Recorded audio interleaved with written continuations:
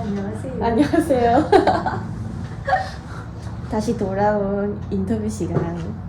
오늘은 사진 얘기를 좀 해보겠습니다.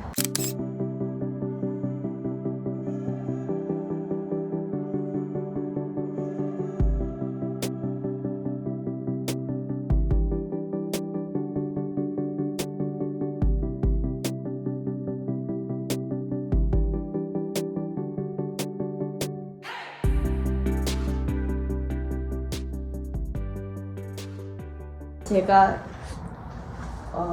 교수님께 핸드폰에 있는 사진 중에 한 번도 지울 생각을 안 해본 사진, 아니면 핸드폰을 바꾸면서도 바꿀 때마다 그대로 들고 왔던 사진, 이런 사진이 있나 여쭤보는 걸로 지금 시작을 해볼까 해요. 우리 인턴은 어쩜 저렇게 항상 해맑을까? 일단 저는 그 사람들이 저한테 사진을 어떻게 고르냐 이런 거 많이 물어봐요. 근데 사진 고르는 게 제 일 중에 굉장히 중요한 부분이잖아요.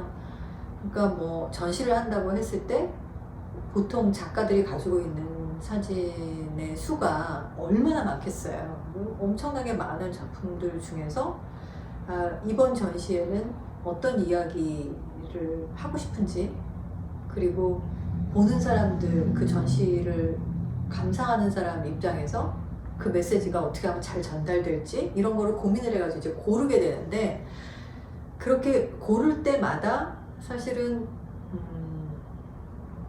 다른 게 보일 수 있거든요. 그러니까 어떤 작가가 1980년대에 찍어놓은 사진이다. 그때 당시에는 이게 어떤 의미가 있을지 아무도 모르는 거예요. 그러니까 사진의 가장 기본적인 속성은 필연적으로 시간을 박제하는 거거든요. 그러니까 찍는 순간에 다시는 돌아오지 않는 시간이 거기 담기는 거고, 그래서 시간이 가면 갈수록 다른 게 보일 수 있는 거예요. 다르게 얘기하면 지금 내가 사진 한 장을 딱 찍었는데 이 사진이 전화기에 담겨 있으면 사실 뭐 누구나 요새는 사진을 다 찍고 수도 없이 많은 사진을 전화기에 담을 수가 있으니까 그렇게만 생각하면은 찍는 것도 쉽고 지우는 것도 쉽잖아요. 그런데 지우는 거보다는 찍는 거가 훨씬 더 기회가 제한되어 있는 거죠. 무슨 말이냐면 찍는 거는 그 시간이 지나가면 다시 되돌려서 찍을 수 없는 거기 때문에, 그러면 찍는 속도하고 지우는 속도하고 똑같이 가면 나한테 남는 게 없잖아. 그러니까 가급적이면은 나는 지우는 거는 천천히 하는 게 좋겠다. 그러니까 이거는 내 경험에서 나오는 얘기일 수 있는데, 어릴 때 내가 찍힌 사진을 보면은 나는 항상 내가 예쁘게 나왔는지 안 나왔는지 내 마음에 들게 나왔는지 안 나왔는지, 예쁘게라는 건 좀 다른 기준이 있을 수 있는데, 예를 들면 나는 뭐 너무 환하게 웃고 있는 사진이나 이런 거는 별로 안 좋아했어요. 내 얼굴이 너무 그렇게 막 해맑게 나오는 게 왠지 좀 안 멋있어 보여가지고 대학교 때 이럴 때 이렇게 막 폼 잡고 있고 이런 거 좋아하고, 그래서 그렇지 않은 내 기준을 벗어나는 사진들은 다 지웠거든요. 지웠다는 게 디지털로 지우는 건 지금 아주 쉽지만 사실은 필름도 프린트를 안 해버린다든지, 프린트 해놓은 것도 누가 나한테 사진을 줬는데 내 얼굴이 마음에 안 들면 그 그냥 앨범에 안 들어가고 어디 이렇게 조용히 있다가 사라지는, 이렇게 되면 그게 이제 지우는 건데, 근데 지나고 나서 어느 날부턴가 내가 꼭 심각하게만 살아야 되나? 이런 생각하기 시작하는 거지. 그래서 꼭 심각하게 진지한 얼굴을 하고 있는 것만 마음에 드는 내 모습이 아닌 거야, 그때부터는. 그래서 어릴 때 사진 이렇게 보다가 저는 유치원 졸업사진도 엄청 심각하거든요. 왜 그런지 모르겠는데. 혹시 자료화면으로 띄워도 되나요? 줄게 내가. 네, 제가 드리겠습니다. 네. 근데 그걸 보면서 나는 왜 이렇게 심각한 어린이였지? 그리고 한편으로는 나는 앞으로는 좀 안 심각한 사람이고 싶다. 그러니까 어릴 때 충분히 진지하게 생각했으니까 나이 더 들어서는 좀 유쾌하고 좀 실없는 소리도 하고 주변의 사람들이 전혀 부담 없이 이렇게 다가올 수 있는, 내가 다가갈 수 있는 그런 할머니가 됐으면 좋겠다 이런 생각 하거든요. 근데 그런 관점으로 보다 보니까 어릴 때 사진 중에 이런 거는 좀 난 왜 이러지? 그리고 막 이렇게 웃고 있던 거 지워버린 거 좀 아깝다는, 나 그런 거 어딘가에 있을 텐데, 나도 나름 해맑은 면이 있었던 아이였을 텐데 이런 생각 하게 되는 거예요. 이게 뭐냐면 사진은 찍히는 순간에 시간을 박제하면서 고정돼 버리지만 나는 박제가 아니잖아. 내 눈은 계속 바뀌는 거예요. 나는 어제의 내가 아니잖아요. 그래서 새로운 시간을 살아가면서 나는 다른 뷰포인트를 가지고 나의 과거를 보게 되는 거지. 그래서 함부로 지우면 안 된다. 사진 지우지 말자. 그런 얘기를 하는 거예요. 나한테 의미 있는 사진은 내일 내가 다른 눈을 가지게 되면서, 다른 마음을 가지게 되면서 다른 의미를 가지게 될 거예요. 그래서 사진이 매력적인 것 같아요, 나는. 혹시 제일 마음에 드는 사진 있어요?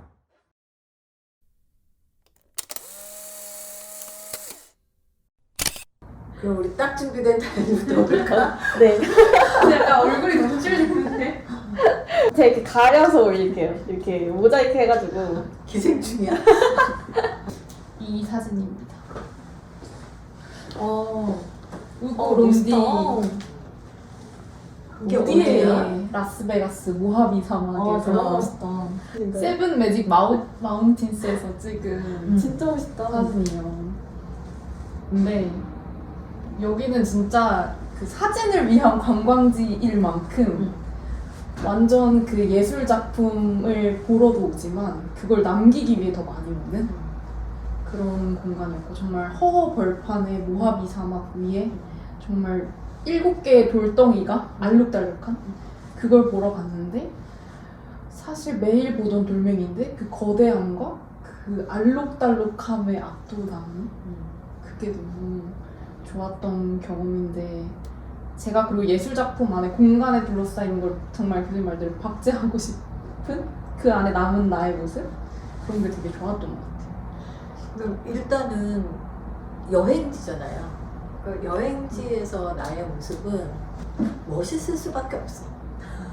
왜냐면 내가 아무리 막 뭐 여행에 찌들어가지고 힘들어갖고 꾀죄죄하고 있고 뭐 옷도 맨날 제대로 못 갈아입어가지고 지저분하게 입고 그런 상태라고 하더라도 여행지는 새롭잖아. 내일 또 올 수가 없잖아. 그러니까 새로운 나만큼 매력적인 건 없어. 어제하고 똑같은 나만큼 지루한 건 없어. 이게 모든 사람한테 그거는 진짜 너무너무 중요한 문제인 것 같아. 난 가끔 그런 생각이 들어. 내가 여행을 왜 가나? 나도 여행 굉장히 좋아하거든요. 그리고 뭐 20대, 30대 때는 진짜 내가 여행을 가기 위해서 일을 하는 것 같은 생각을 할 정도로 항상 머릿속에 그 다음에 어딜 가야지, 거길 가려면 뭘 해야 되지, 이런 생각이 항상 있었거든요. 그런데 그런 곳에 가 있는 내 모습을 기억하는 것, 두 가지가 있는 것 같아요. 그 배경에 있는 장소를 내 걸로 만드는 거. 그렇잖아요? 너무 멋있는 사진 많잖아. 남들이 찍어놓은 이 장소에 가가지고 너나 할 것 없이 굉장히 많은 사람들이 사진 찍잖아요. 그런데 그거를 다 제껴놓고 내가 찍은 거를 소유하는 거는 적어도 내 눈으로 본, 내 머릿속에 들어와 있는 내 기억을 소유하는 거기 때문에 그 시간에 이 장소는 다현이 거지. 그거.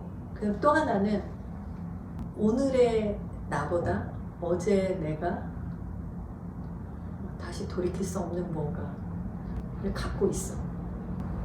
그러니까 사람은 필연적으로 시간이 흘러가는 거를 잡을 수가 없는 거야. 절대 뒤로 돌아갈 수가 없어.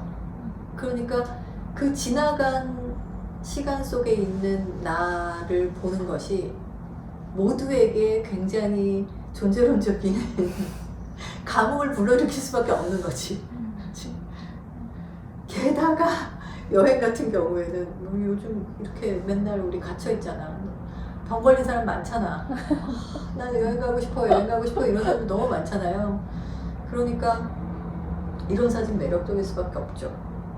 여행지에 있는 그것도 굉장히 비현실적인 자연과 예술이 어우러져 있는 장소에서 나의 모습. 멋있네. 자, 그러면 이제 우리 연수의 사진을 볼게요. 저도 여행지에서 찍은 거. 너는 어디 예, 제가 여기 있어요.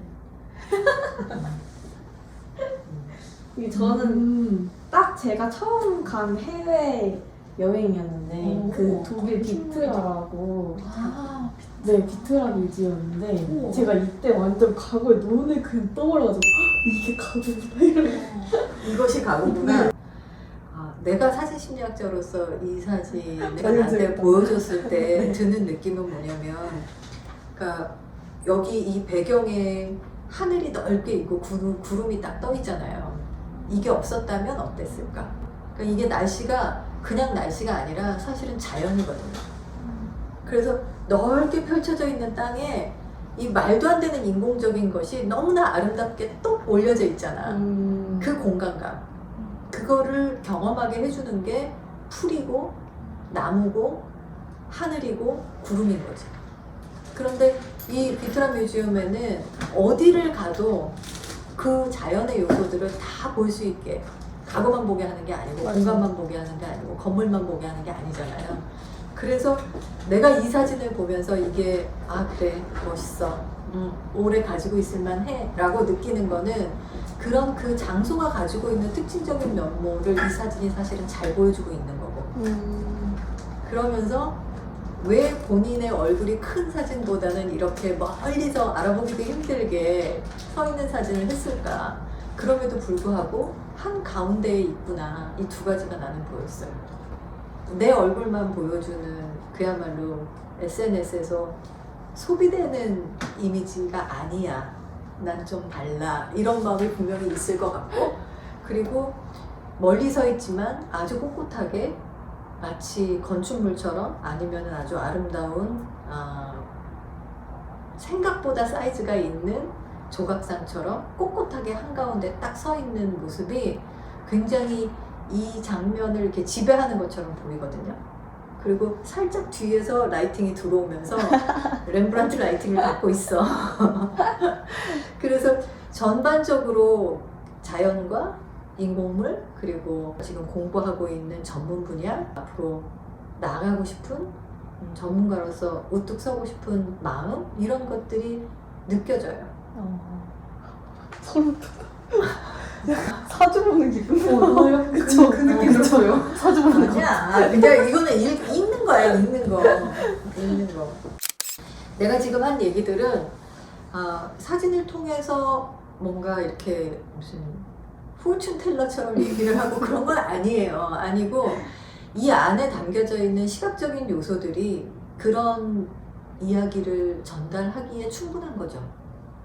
그리고 우리가 살고 있는 이미지로 소통하고 있는 시대가 그러니까 어찌 보면 이미지가 너무 많아져서 클럽하우스 같이 이미지를 배제하는 게 차라리 편하다라고 할 정도로 이미지가 지배적인 커뮤니케이션의 도구로 활용되고 있는 시대에 살면서 이런 스토리텔링 내지는 사진 읽기는 모두한테 필수적이면서 당연한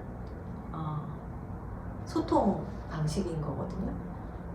그래서 그거를 조금 더 예민하게 찾아내고 그 안에서 이야기거리들을 내가 스스로 만들고 전달하고 하는 훈련들을 어릴 때부터 이제는 이 미디어 환경이 다 가능하게 만든 것 같아요. 그래서 제가 사진 지우지 말라고 드리는 말씀은 우린 계속해서 변화합니다. 나이 들으면서 그냥 나이만 슬프게 드는 게 아니고 이런 그 소통할 거리도 많아지고 하고 싶은 이야기도 많아지고 전달하고 싶은 스토리도 많이 생겨나고 다른 사람의 이야기를 잘 들으면서 서로 주고받는 거가 굉장히 중요한 시대의 나이들이라고 하는 것이 스스로에게 매번 새로운 의미로 다가갈 수 있도록 재료를 많이 쌓아놓는 거죠. 지우지 마세요. 사진 지우지 맙시다. 오늘의 이야기 끝. 감사합니다.